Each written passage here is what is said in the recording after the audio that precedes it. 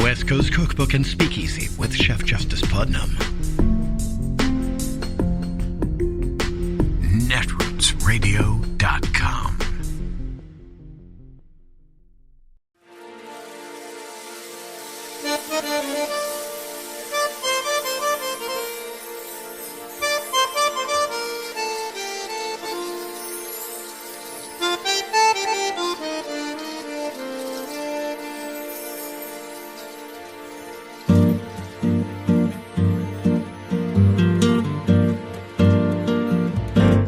Je voudrais du soleil vert, des dentelles et des théières, des photos de bord de mer, dans mon jardin d'hiver. Je voudrais de la lumière, comme en Nouvelle-Angleterre. Je veux changer d'atmosphère, dans mon jardin d'hiver. À fleurs sous la pluie de novembre, tes mains qui courent, je n'en peux plus de t'attendre. Les années passent, il est loin, là je tombe. Nul ne peut nous entendre.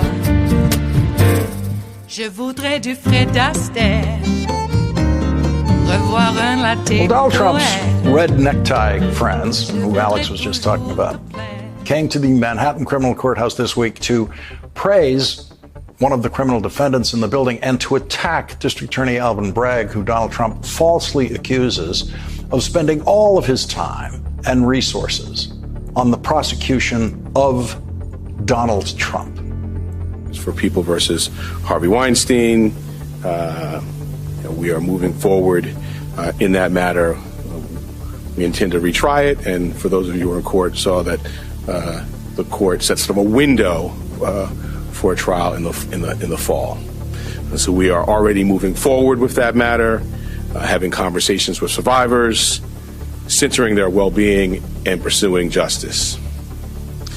We are here now because the work of the office goes on in so many ways. As those of you who cover the office know, the breadth of our work, and that work continues. We have the expertise and resources to take on tough cases while driving down crime alongside our law enforcement partners. That includes, over the past 2 years, driving shootings down 48% in Manhattan, murders down 17%, burglary down 31%, and overall index crimes down 7%, outpacing the citywide decline of 0.6%.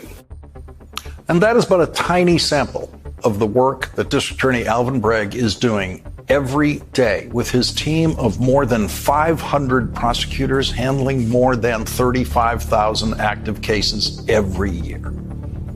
If those Republican candidates for vice president really support law enforcement, they would have come to New York to congratulate Alvin Bragg.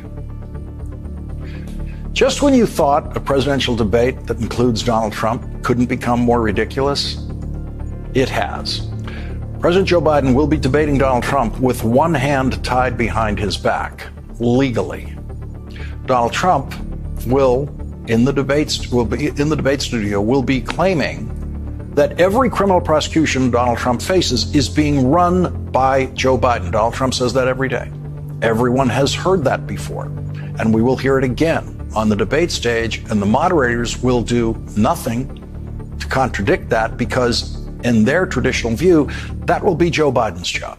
Debate moderators will use the standard playbook of allowing the other candidate to answer accusations made by the opposing candidate. But what will Joe Biden be able to say about the prosecutions of Donald Trump? Maybe nothing. Because presidents not named Trump never comment on pending criminal cases. Prior to Donald Trump, the most famous and possibly only instance we had of this was when President Richard Nixon said in 1970 that Charles Manson was guilty of mass murder in the Hollywood Hills of actress Sharon Tate and 7 other people. I noted, for example, the coverage of the Charles Manson case when I was in Los Angeles. Front page every day in the papers. It usually got a couple of minutes in the evening news. Here is a man who was guilty, directly or indirectly, of 8 murders without reason. The problem was Charles Manson wasn't guilty yet. President Nixon said that in the middle of the Manson family trial. The Manson criminal defense lawyers immediately asked for a mistrial because of the president's undue influence on the jury. Nixon made the statement just before boarding Air Force One in Denver to fly back to Washington, and as soon as the plane landed at Andrews Air Force Base, White House staff issued this written statement by the President of the United States. To set the record straight, I do not know and did not intend to speculate as to whether the Tate defendants are guilty in fact or not. All of the facts in the case have not yet been presented. The defendants should be presumed to be innocent at this stage of their trial. The next day, at the defense table, defendant Manson held up for the jury a Los Angeles Times headline saying, "Manson guilty, Nixon declares." The New York Times reported, Superior Court Judge Charles Older took immediate steps to forestall a mistrial by questioning the jurors individually about whether the incident had prejudiced them. All but one of the 12 regular jurors and 6 alternates testified that they had witnessed Manson's action, but they all said they could act impartially. One man said he hoped he could. Just before the session ended, Judge Older also sentenced a defense lawyer, Day Shin, to county jail for 3 nights on contempt charges for putting newspapers on the counsel table where Manson could get at them. And the judge asked each juror to swear under oath that they would be able to reach a verdict based solely on the evidence presented in the courtroom. Joe Biden remembers the 2 days in 1970 when the President of the United States almost derailed Charles Manson's murder trial. Everyone in high school or older in the United States at that time remembers it. Joe Biden is a more careful person and a more careful lawyer than Richard Nixon. Joe Biden has not said anything about the overwhelming evidence against Donald Trump in the criminal charges that he faces for violations of the Espionage Act and illegal possession of classified material. Joe Biden has said nothing about the overwhelming evidence in the indictment of Donald Trump in Washington, D.C. for a conspiracy against the United States of America, a conspiracy to defraud the United States of America by illegally changing the results of the presidential election. Joe Biden has said nothing about the criminal charges Donald Trump is facing in Georgia, where Donald Trump was recorded on the phone demanding that the Georgia Secretary of State change the vote count in the presidential election. Any other candidate running for president against Donald Trump could attack Donald Trump in a presidential debate on every one of those cases, as long as that candidate running against Donald Trump were not the president of the United States. News coverage of Donald Trump has worn out the word unprecedented. But here we are tonight, at the end of a full day of news coverage of what will be the Biden-Trump debates, and the news media still hasn't even realized how unprecedented those debates will be this time because of the criminal indictments facing Donald Trump. There will be a nominee in the debate facing at least 3 indictments who will already have been convicted or found not guilty in an earlier trial happening now in New York City. If there is a hung jury in the Manhattan trial and the district attorney announces that he is going to pursue a retrial of Donald Trump on those same charges, then Joe Biden won't be able to talk about that case either. A so-called debate that was already going to be ridiculous is going to be even more preposterous. It will be the theater of the absurd. Joe Biden won't just have one hand tied behind his back. He will be put in a legal straitjacket. And the unfair benefit to Donald Trump is enormous. Joe Biden is a good lawyer who could rip up Donald Trump in a debate just talking about the criminal indictments against Donald Trump alone. Instead, we will see the latest version of the standard TV debate format, which is already problematic to the point of absurdity. I've seen every televised debate in presidential history. That's how few of them there have been. Most presidents were elected without debating anyone. That's how unnecessary presidential debates are. I was a little kid sitting on the floor of the living room in Boston watching the very first televised presidential debate between Vice President Richard Nixon and that Boston boy, Senator John Fitzgerald Kennedy. I was in college the next time they had a presidential debate, 16 years later, in 1976, between Gerald Ford and Jimmy Carter. Televised debates are not a mandatory part of presidential campaigning. They are a show created by and for television. They did not exist before television. No one thought they were necessary. The historically famous Lincoln-Douglas debates were not presidential debates. They were debates for an Illinois Senate campaign, which Abraham Lincoln lost. The television version of debate doesn't actually test presidential skills. In the rooms where presidents govern, they are never told. They only have 2 minutes to respond to what someone just said in that room. Presidents never have to make decisions alone. Presidents always have expert advice available to them, as much advice as they want or need. No one has ever run into the Oval Office and said, "Mr. President, you have 30 seconds to respond." Never. And they never will. Nothing presidential is actually being tested in the phony debates that the television industry pretends are invaluable because they're really good for the television industry. Candidates standing there alone on a debate stage answering questions about how they will govern is an entirely fictional television construct of how presidents actually do their work.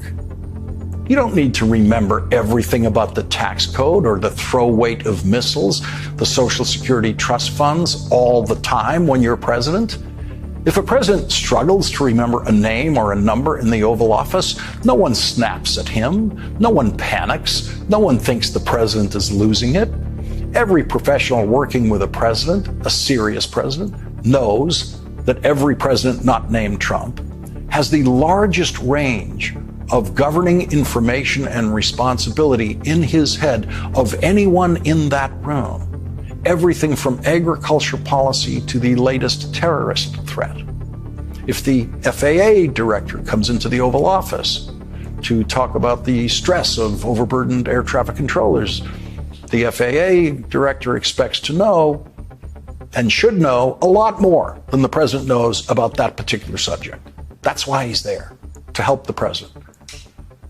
But if, say, when the FAA director is walking into the Oval Office, he sees the CIA director leaving, the FAA director should assume that she's talking to a president who might be distracted by something much more serious and darker that he just heard from the CIA director than what the FAA director is now there to discuss. But the televised presidential debate turns on the childish notion that the president is supposed to know everything all the time about everything. And he is supposed to state the most important points about everything in 2 minutes to an audience that has a tiny fraction of understanding of what a knowledgeable, serious president knows. What you want is a president who can think. And they almost never have to think quickly.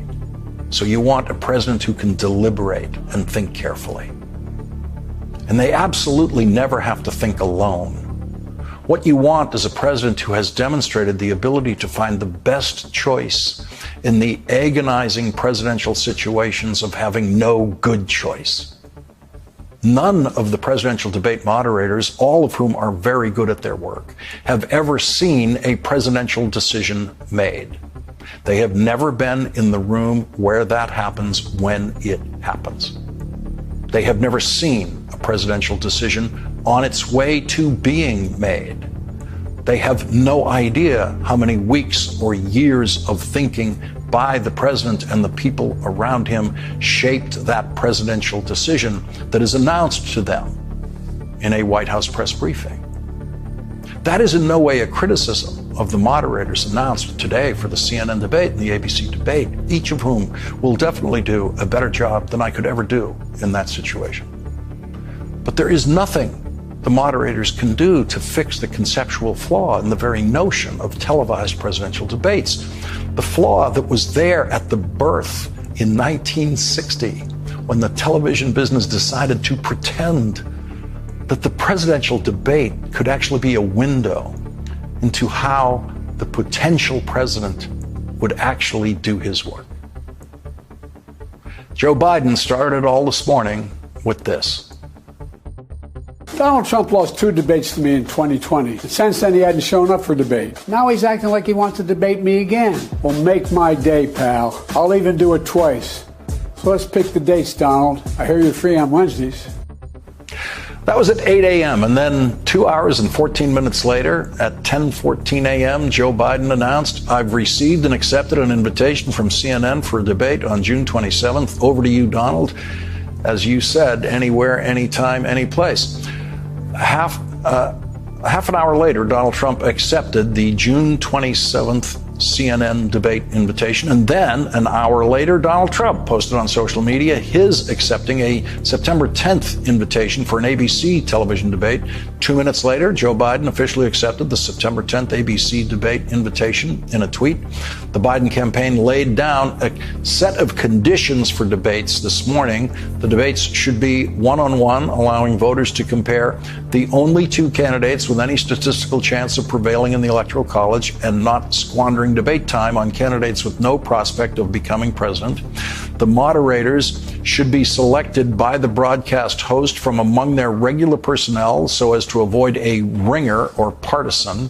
There should be firm time limits for answers and alternate turns to speak, so that the time is evenly divided and we have an exchange of views, not a spectacle of mutual interruption. A candidate's microphone should only be active when it is his turn to speak to promote adherence to the rules and orderly proceedings. Good luck with that. It is Thursday, the 16th of May of 2024, and you are in West Coast Cookbook and Speakeasy.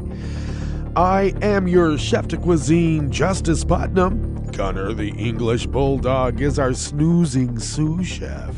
Precious, the little Yorkie, is our door girl, and she will be seating you directly for our especially special daily special Metro Shrimp and Grits Thursdays. A little bit of jambalaya, a little bit of spice in your life. Well, we need a little bit of spice. I'm still suffering a bit of this laryngitis, so can you tell?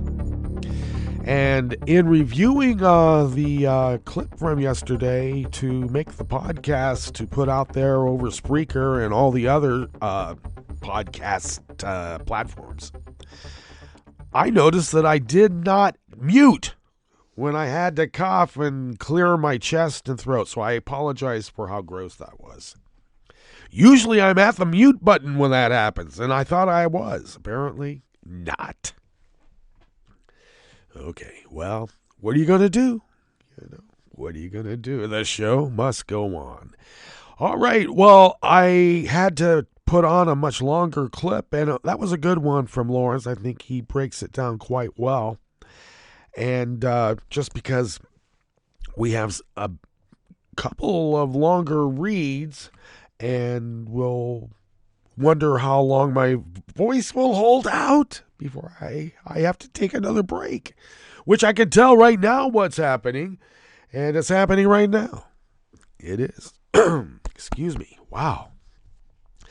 Okay, so continuing on with the legal parts of my mom's passing, and boy, is there a lot to do.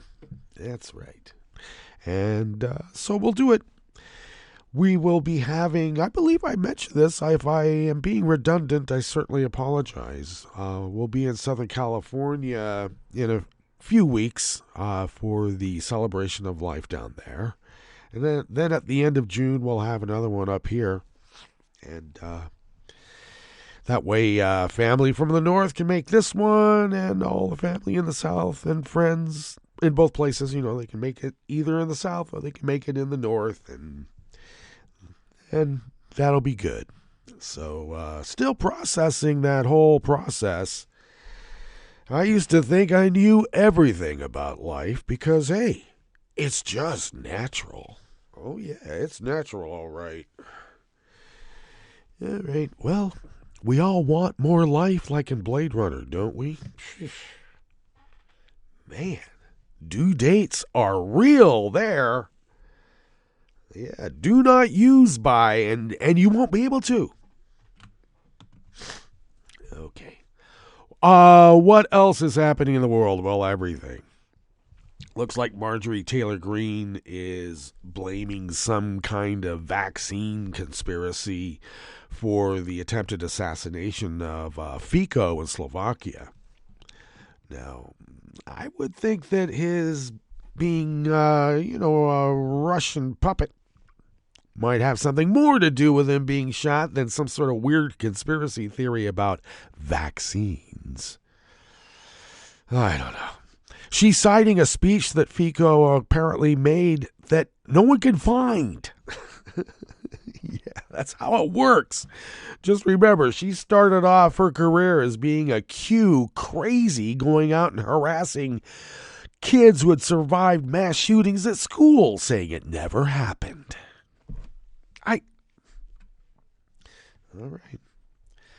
So, and she's got a lot of people out there who think just like her. They live here in Rogue River, Oregon. You can't ever confront them with the truth and the facts. If you do, they'll mute you, block you, cancel you so that you can't ever present the truth. Because what they know is what they know, and it doesn't matter what anybody else knows, they know better. And if you don't know that, they're going to make sure you do. All right. Some of us are not going to bend a knee to it. And I think more and more of us are getting a little fed up, too. We have a measure here in, Josephine and Jackson counties want to restructure the workings of the county government. Here in Jackson, we want to increase the amount of representation from the 3 currently to 5 and a nonpartisan position, and also a decrease in pay. Well, everybody likes that.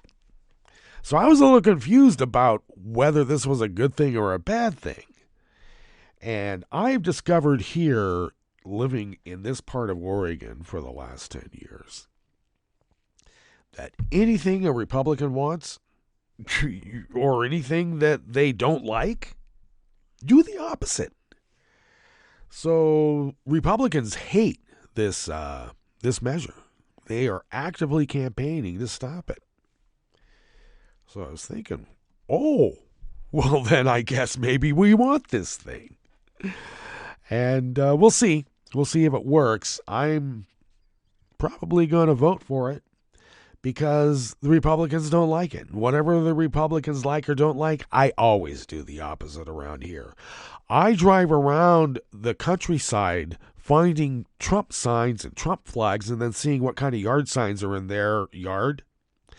And then I make a list of those, and that's who I'm not voting for. Then I go to the voter pamphlet and in these supposed nonpartisan races, I know who to vote for. Whoever a MAGA wants, I don't want them.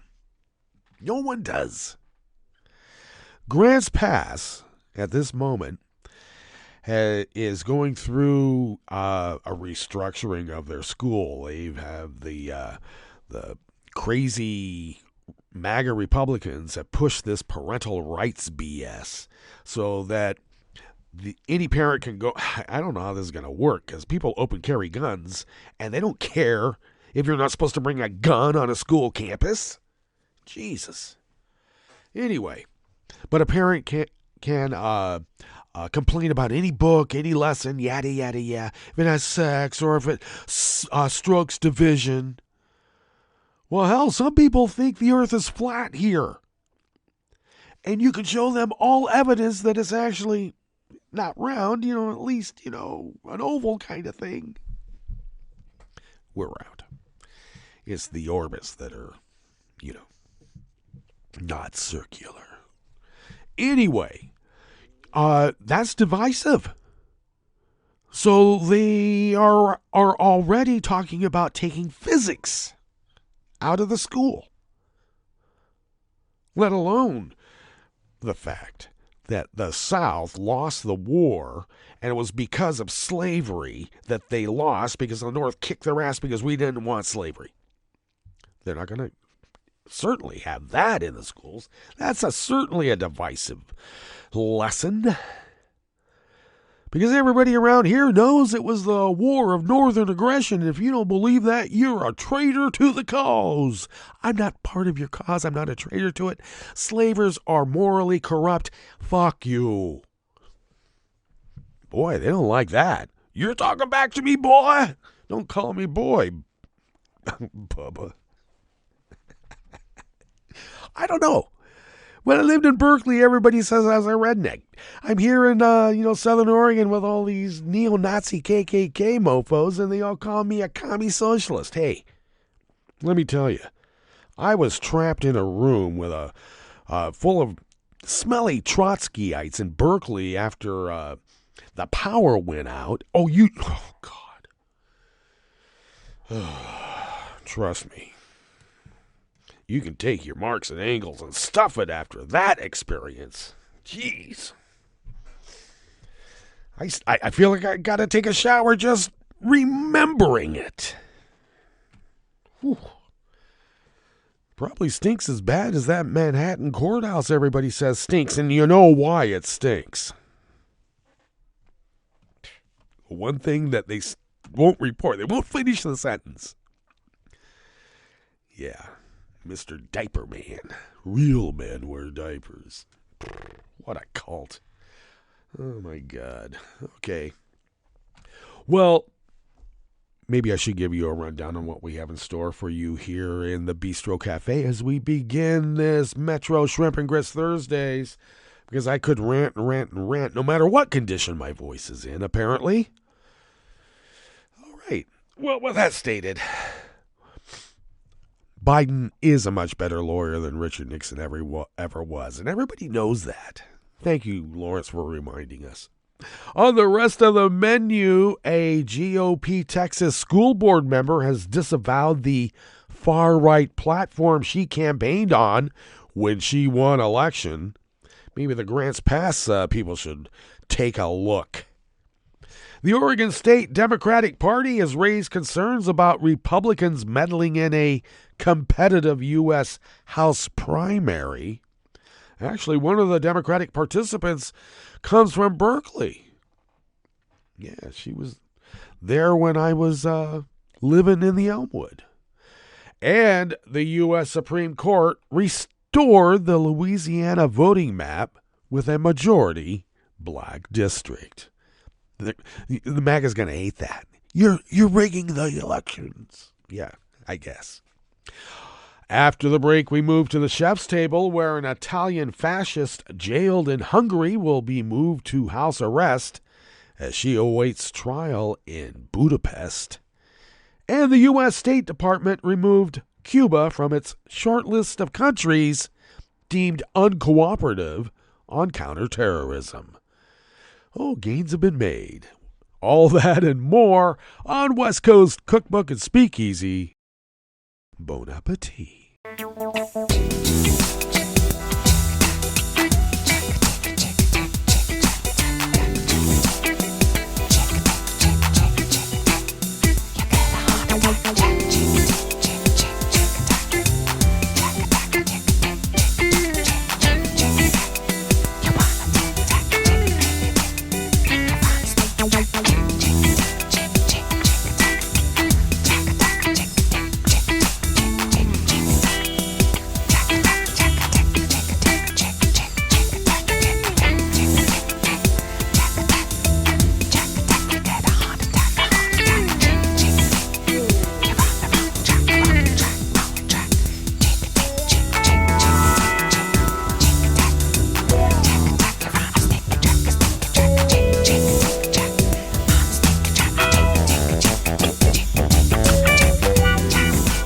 Well, since my voice is suffering, so we're going to tuck into this first offering right away here in the Bistro Cafe of West Coast Cookbook and Speakeasy Metro Shrimp and Grits Thursdays.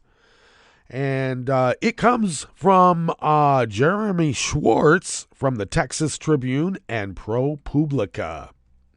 Weeks after winning a school board seat in her deeply red Texas county, Courtney Gore immersed herself in the district's curriculum, spending her nights and weekends poring over hundreds of pages of lesson plans that she had fanned out on the coffee table in her living room and even across her bed. She was searching for evidence of the sweeping national movement she had warned on the campaign trail was indoctrinating school children. Gore, the co-host of a far-right online talk show, had promised that she would be a strong Republican voice on the nonpartisan school board, citing small-town conservative Christian values.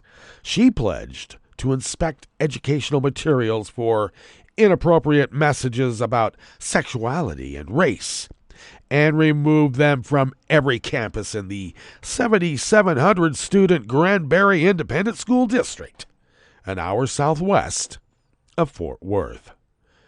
Over the years, our American education system has been hijacked by leftists looking to indoctrinate our kids into the progressive way of thinking, she said in an accent totally filled with laryngitis.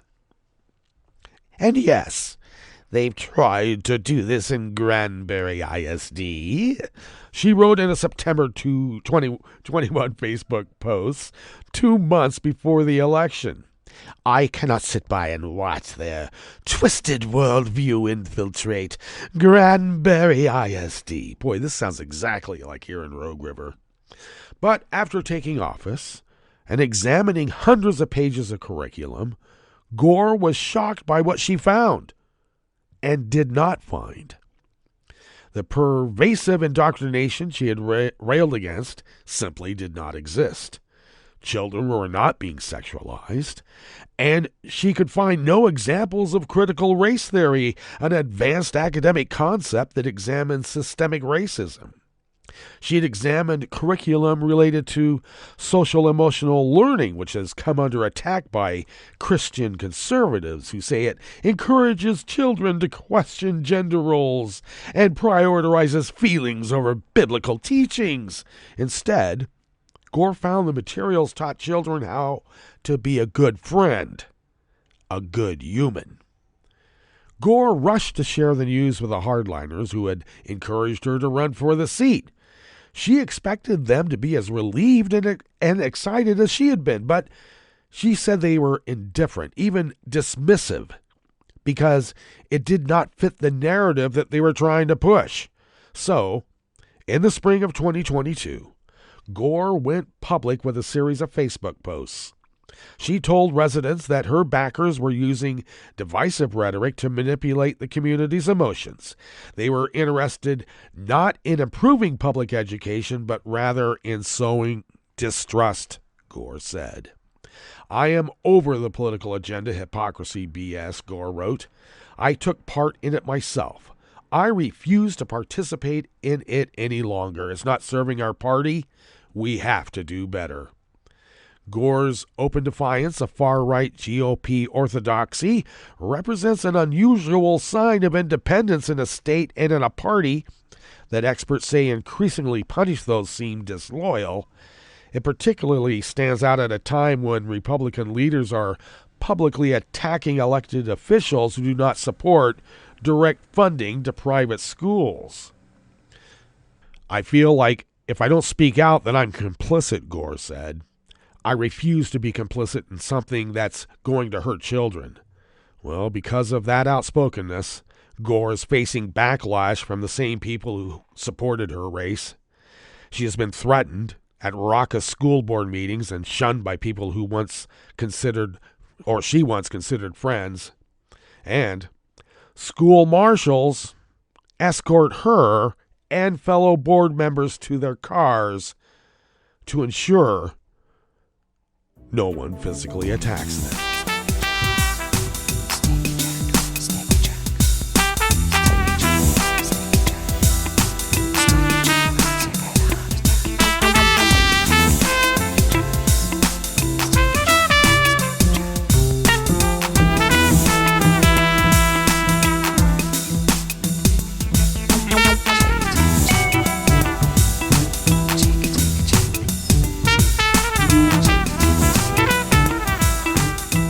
Next offering here in the Bistro Cafe of West Coast Cookbook and Speakeasy is out of the Oregon Public Broadcasting website and by Kevin Frecking and Brian Slodisco of the Associated Press.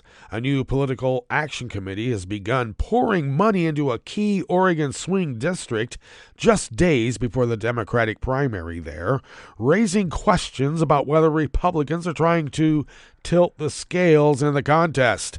The primary features Janelle Bynum and Jamie McLeod Skinner. That's who was in Berkeley when I was back in the day, and will take place on Tuesday next. The Democrats are vying to compete against Representative Lori Chavez de Remer, a first-term Republican lawmaker who narrowly won the 2022 election over McLeod Skinner by about 7,300 votes and just 2 percentage points. The contest is viewed as one of the most competitive in the nation and will draw a huge amount of resources in the fall as the two major political parties vie for control of the House. The district is one of 16 won by Biden, now represented by a Republican in the House.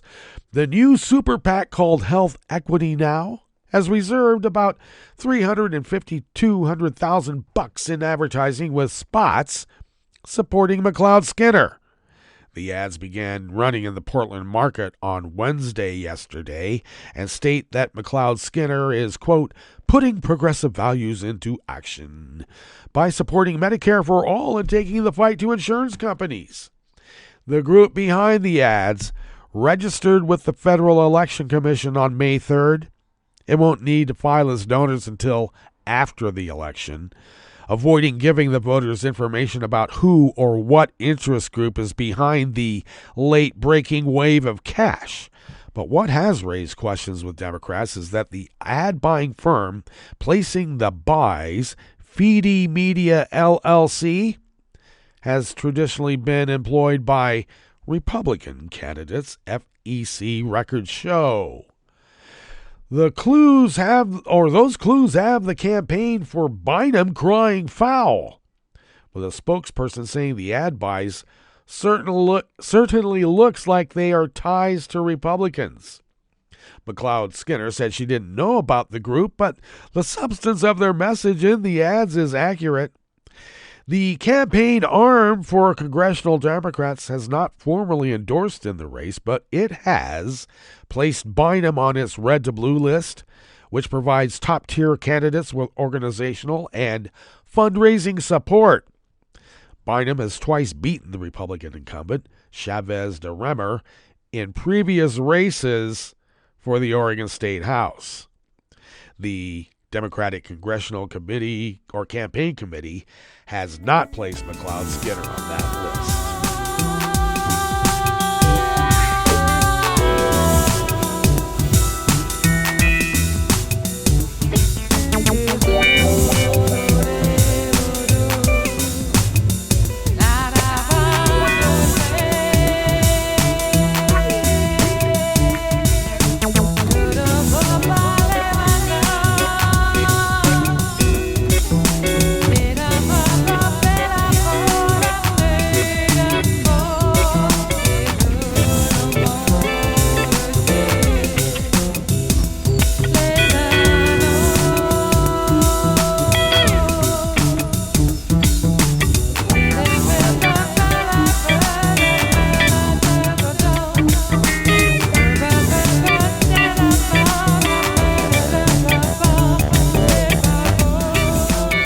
Patrick Marley, Justin Juvenal, and Anne E. Marimo of the Washington Post brings us this final offering here in the Bistro Cafe part of West Coast Cookbook and Speakeasy, Metro Shrimp and Grits Thursdays.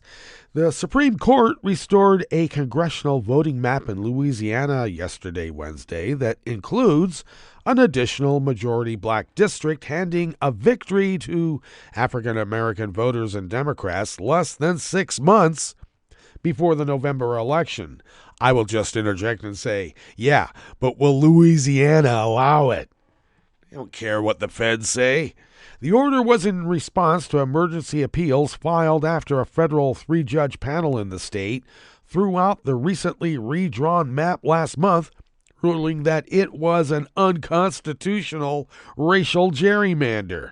The decision left the state without a congressional voting map heading into a 2024 contest that will determine which party controls the narrowly divided House, from Oregon to Louisiana and points beyond.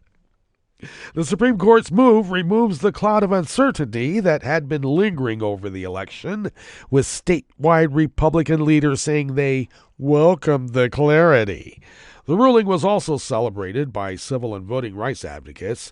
It's the right outcome for black voters in the state of Louisiana, said Stuart Nefe, an attorney with the NAACP Legal Defense Fund who represents black voters in the case.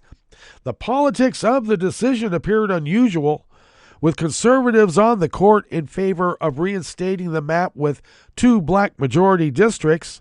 The 3 liberal justices, Sotomayor, Kagan, and Brown-Jackson, noted their opposition to the majority's unsigned decision. Sotomayor and Kagan did not explain their reasoning, but Jackson wrote separately to say the court's intervention was premature. That view reflects a broader concern among the court's liberals about the conservative majority's instinct to prevent changes to redistricting plans and voting policy several months before an election. In her dissent, Jackson suggested the court had more time to sort out the case and determine the right map for the state. Jackson wrote that the question of how to elect representatives consistent with our shared commitment to racial equality is among the most consequential we face as a democracy, but she objected to the Supreme Court getting involved now. All right, that brings us to our break, and when we get back from that break, we will go through weather from around the world, and we will finish up with the stories curated for you today. You are listening to West Coast Cookbook and Speakeasy, and we will be right back. You are listening to netrootsradio.com. Please hang up and try again.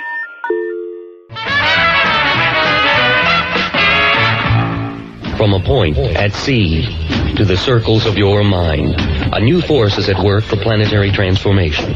New radio for a new Earth.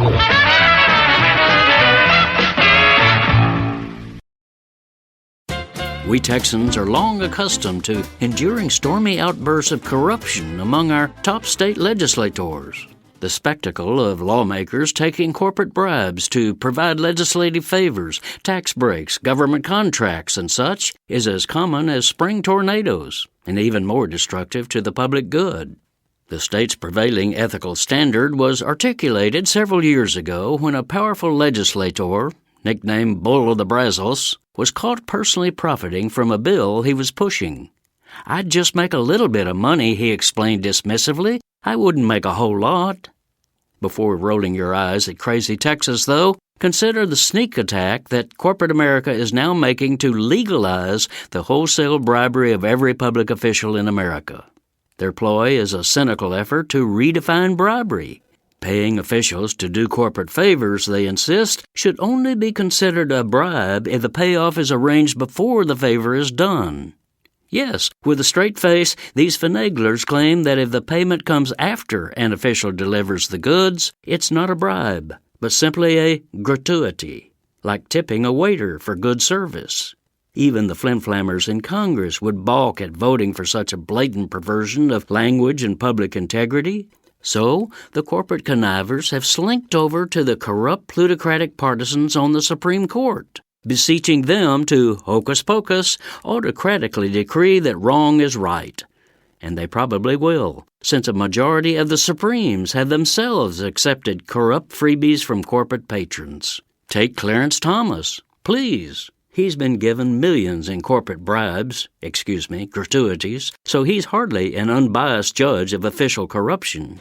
This is Jim Hightower saying, to fight the stench of this legal freak show, go to Campaign Legal Center, campaignlegal.org.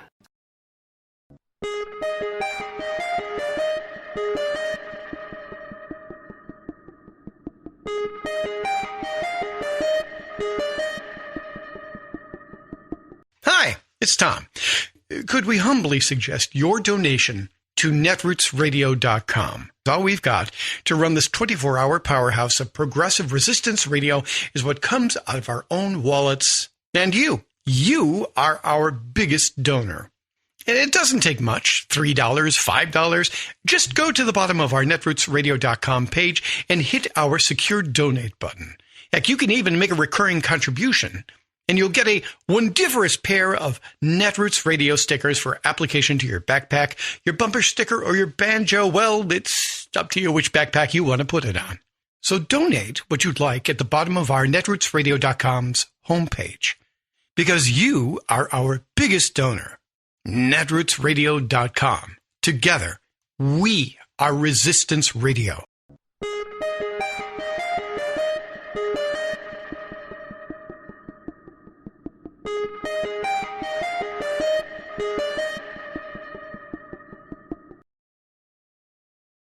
You're listening to the American Democracy Minute, keeping your government by and for the people. You may have heard references to the Purcell principle in news reports. What started out as a U.S. Supreme Court opinion to minimize confusion and disruption close to an election may now be a partisan voter suppression tactic. 5 weeks before the 2006 midterms, a federal court stayed an Arizona voter ID proof of citizenship law intended to suppress Native American voters. The Supreme Court took the case on an emergency basis, the so-called shadow docket, and overturned Purcell versus Gonzalez, citing confusion for voters and election workers if changes were implemented too close to the election. Courts have since cited Purcell to delay voting rights and redistricting cases, sometimes at the expense of the right to vote or fair districts, as with the racially gerrymandered maps in Alabama's Milligan case. A lower court struck down the maps in January 2022, but the U.S. Supreme Court stayed the order, allowing their use for the midterms, only to throw them out in June 2023 as a violation of the Voting Rights Act. It undoubtedly cost black Alabamians fair representation. A similar scenario may be unfolding in Louisiana, where fair congressional maps were struck down with the 2024 election just 6 months away. Could a partisan court influence an election just by manipulating a voting rights case on its calendar, then citing Purcell? We'll be watching. Find more at AmericanDemocracyMinute.org. I'm Brian Beal. I'm Rick Smith, and this is Labor History in 2. On this day in labor history, the year was 1934. That was the day Minneapolis Teamsters walked off the job. It was an historic strike that coincided with the pivotal Toledo Autolite and West Coast waterfront strikes. Local Teamsters, many of whom later founded the Socialist Workers' Party, had been riding a wave of success, having organized the coal yards in February. Especially important was the development of the cruising picket squad. It became a standard in later CIO battles. That spring, union leaders were determined to organize all the truck drivers and warehouse workers in Minneapolis. By May, Local 574 had over 5,000 members. The trucking bosses refused to deal with the union, and so they walked. The flying pickets toured the city and shut down all trucking. Strikers enlisted the support of the unemployed councils. They also provided the structure for a women's auxiliary that produced important strike literature and bulletins, ran soup kitchens that fed thousands of strikers daily, fought scabs and police on the picket lines, and drove picket trucks. Historian Brian Palmer, author of Revolutionary Teamsters, the Minneapolis Trucker Strike of 1934, notes that strike leaders looked to the example of the Illinois Progressive Miners of America when it came to building the women's auxiliary. They too sought to make women an integral part of the strike, thus encroaching on the male world of waged work. Strike headquarters were established, and as Palmer describes, was a beehive of activity on the eve of the strike as union carpenters and plumbers installed stoves, sinks, and serving counters. Union electricians installed communication wiring. Donations of money, food, vehicles, and gas rolled in as the strike revved up. Local 574 was poised to make Minneapolis a union town. Labor History in 2 brought to you by the Illinois Labor History Society and The Rick Smith Show.